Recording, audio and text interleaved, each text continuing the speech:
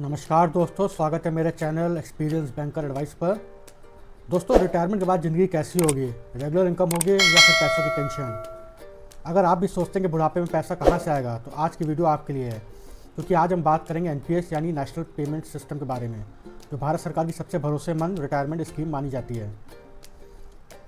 क्या एनपीएस लेना फ़ायदेमंद है, कितना रिटर्न मिलेगा और टैक्स के क्या फ़ायदे हैं, सब कुछ इस वीडियो में आसान भाषा में समझेंगे। तो चलिए शुरू करते हैं। एनपीएस 2025, क्या ये आपके फ्यूचर सिक्योर करने के लिए सबसे सही तरीका है? पहले जानते हैं एनपीएस क्या है। एनपीएस यानी नेशनल पेमेंट सिस्टम एक गवर्नमेंट बैक्ड इन्वेस्टमेंट स्कीम है जो आपको रिटायरमेंट के बाद रेगुलर पेंशन देने के लिए बनाई गई है। पहले ये सिर्फ गवर्नमेंट एम्प्लॉयज़ के लिए थी, लेकिन अब कोई भी इंडियन सिटीजन 18 से 70 साल के बीच का इसमें इन्वेस्ट कर सकता है।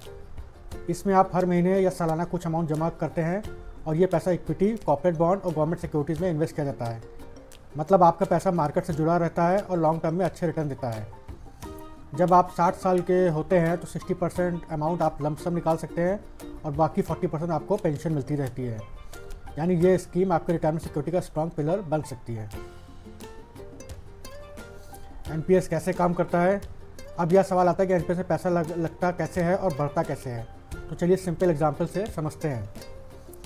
अगर आपने 25 साल की उम्र में एनपीएस में इन्वेस्टमेंट शुरू किया है और हर महीने 5,000 जमा किया है, तो 35 साल यानी 60 साल की उम्र तक आपने कुल 21 लाख जमा किया। अब अगर आपको एवरेज 9% रिटर्न मिलता है तो रिटायरमेंट के वक्त आपके पास करीब 1.1 करोड़ रुपए होगा। मतलब 1 करोड़ 10 लाख रुपए करीब होंगे आपके पास। यानी 60% यानी 66 लाख आप निकाल सकते हैं और बाकी 44 लाख आपको लॉन्ग टर्म मंथली पेंशन मिलती रहेगी। बाकी 44 लाख से आपको एक लॉन्ग टर्म मंथली पेंशन मिलती रहेगी। ठीक है। और हाँ, एनपीएस के 2 टाइप के अकाउंट होते हैं। एक होता है टीयर 1 अकाउंट, ये मेन रिटायरमेंट अकाउंट होता है, विड्रॉवल सिर्फ 60 साल के बाद ही अलाउड है।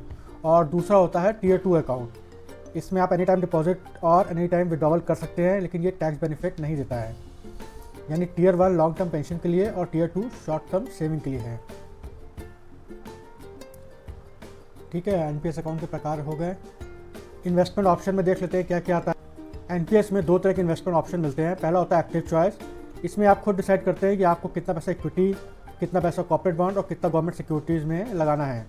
उदाहरण के तौर पे आप कह सकते हैं कि 50% इक्विटी में, 30% बॉन्ड में और 20% गवर्नमेंट सिक्योरिटी में इन्वेस्ट करेंगे। दूसरा होता है ऑटो चॉइस। इसमें सिस्टम खुद ऑटोमेटिकली आपकी एज के हिसाब से रिस्क एडजस्ट करता है। जवान उम्र में ज़्यादा इक्विटी में और रिटायरमेंट करीब आते थे रिस्क कम हो जाता है, तो पैसे को ज़्यादातर गवर्नमेंट सिक्योरिटीज़ में लगा देते हैं। ऑटो चॉइस के 3 प्रकार होते हैं। एक होता है LC75, ये एग्रेसिव लाइफस्टाइल के लिए है, ये आपको 75% पैसा इक्विटी में डाल देता है। दूसरा होता है LC50, ये मॉडरेट लाइफ साइकिल के लिए होता है, ये आपका 50% पैसा इक्विटी में डालता है। और तीसरा होता है LC25, ये कंजर्वेटिव लाइफ साइकिल के लिए होता है, ये आपका 25% पैसा इक्विटी में डालता है।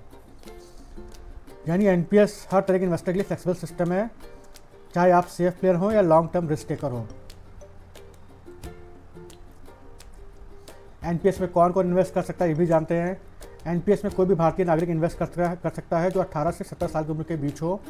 आप सैलरीड हो या सेल्फ एम्प्लॉयड हो या स्टूडेंट हो, कोई फ़र्क नहीं पड़ता है। अगर आप सैलरीड एम्प्लॉय हैं तो आपका एम्प्लॉयर भी कंट्रीब्यूशन कर सकता है। अगर आप सेल्फ एम्प्लॉयड हैं तो आप खुद डायरेक्टली पैन यानी परमानेंट रिटायरमेंट अकाउंट नंबर लेके इन्वेस्ट कर सकते हैं। आप एनपीएस में ऑनलाइन इन्वेस्ट कर सकते हैं या कार्बी पोर्टल से इन्वेस्ट कर सकते हैं। बस आधार और पैन कार्ड चाहिए और इन्वेस्टमेंट शुरू हो सकता है कुछ मिनटों में। इसके टैक्स बेनिफिट जानते हैं। अब बात करते हैं सबसे इंटरेस्टिंग पार्ट की, वो है टैक्स सेविंग। एनपीएस में आपको इनकम टैक्स के 3 तरह के बेनिफिट मिलते हैं। एक होता है सेक्शन 80 CCD1, इसमें आप अपनी इनकम का 10% मैक्सिमम 1.5 लाख तक डिडक्शन ले सकते हैं या लिमिट 80C के अंदर काउंट होती है। दूसरा होता है सेक्शन 80 CCD1B, इसके तहत आपको एक्स्ट्रा 50,000 का एडिशनल टैक्स डिडक्शन मिलता है, यानी कुल 2 लाख तक का आप टैक्स बेनिफिट साल में ले सकते हैं। तीसरा एक और सेक्शन होता है 80 CCD2, अगर आपका एम्प्लॉयर भी कंट्रीब्यूशन करता है मैक्सिमम 10% ऑफ द सैलरी का, तो वो भी टैक्स फ्री होता है। यानी अगर आप 50,000 एक्स्ट्रा एनपीएस में डालते हैं तो आप 15,000 तक का एक्स्ट्रा टैक्स बचा सकते हैं। कुल मिला के ये एक ऐसा इन्वेस्टमेंट है जो आपको retirement security plus tax saving दोनों देता है। एनपीएस कोई फिक्स रिटर्न प्रोडक्ट नहीं है, क्योंकि इसमें पैसा मार्केट में इन्वेस्ट होता है, लेकिन पिछले कुछ साल का परफॉर्मेंस देखें तो एवरेज एनुअल रिटर्न 8 से 12% के बीच रहा है। अगर इक्विटी पोर्शन ज़्यादा है तो रिटर्न 12 से 13% भी जा सकता है। और कंजर्वेटिव इन्वेस्टर्स के लिए गवर्नमेंट सिक्योरिटीज़ और पोर्टफोलियो में 7 से 8% तक स्टेडी रिटर्न मिलते हैं। 2025 में एनपीएस के टॉप परफॉर्मिंग फंड्स हैं SBI pension fund, UTI retirement solution, HDFC pension fund और एलआईसी पेंशन फंड। अगर आप इन फंड मैनेजर्स को स्विच भी करते हैं, हर साल में एक बार अलाउड होता है और यानी फुल फ्लेक्सिबिलिटी और ट्रांसपेरेंसी है। मतलब आपका फंड मैनेजर चेंज भी कर सकते हैं अगर आप चाहते हैं, तो आपको लगता है कि दूसरा फंड मैनेजर बेहतर परफॉर्म कर रहा है तो। आगे जानते हैं विड्रॉवल रूल्स के बारे में। अब बात करते हैं विड्रॉवल्स के रूल की। 60 साल की उम्र में जब आप एनपीएस से रिटायर करते हैं तब आपके पास 3 ऑप्शन होते हैं। 60% अमाउंट आप टैक्स फ्री निकाल सकते हैं, बाकी 40% आपको एन्युटी प्लान लेना होता है जिसमें आपको हर महीने पेंशन मिलती रहती है। अगर आप किसी वजह से आप 60 साल से पहले एग्जिट करना चाहते हैं तो आप सिर्फ 20% अमाउंट निकाल सकते हैं, बाकी 80% एन्युटी में जाएगा। और अगर आपकी टोटल इन्वेस्टमेंट 2.5 लाख से कम है तो आप फुल विड्रॉल भी कर सकते हैं, यानी सरकार हर स्थिति में फ्लेक्सिबिलिटी दी है। अब एनपीएस की पीपीएफ और ईपीएफ से तुलना कर लेते हैं। अब एक बड़ा सवाल है, एनपीएस पीपीएफ ईपीएफ में कौन सा बेहतर है, तो चलो एक छोटी सी तुलना करते हैं। रिटर्न के मामले में एनपीएस में 8 से 12% का रिटर्न आता है, पीपीएफ में 7.1 का फिक्स रिटर्न आता है, ईपीएफ में 8.25% का रिटर्न आता है। लॉक इन में देखें तो एनपीएस में 60 साल तक लॉक इन रहता है, पीपीएफ में 15 साल लॉक इन होता है और ईपीएफ में जॉब बेस्ड लॉक इन होता है। टैक्स बेनिफिट में 2 लाख तक का टैक्स बेनिफिट एनपीएस में मिलता है, 1.5 लाख तक का पीपीएफ में और 1.5 लाख का ईपीएफ में मिलता है।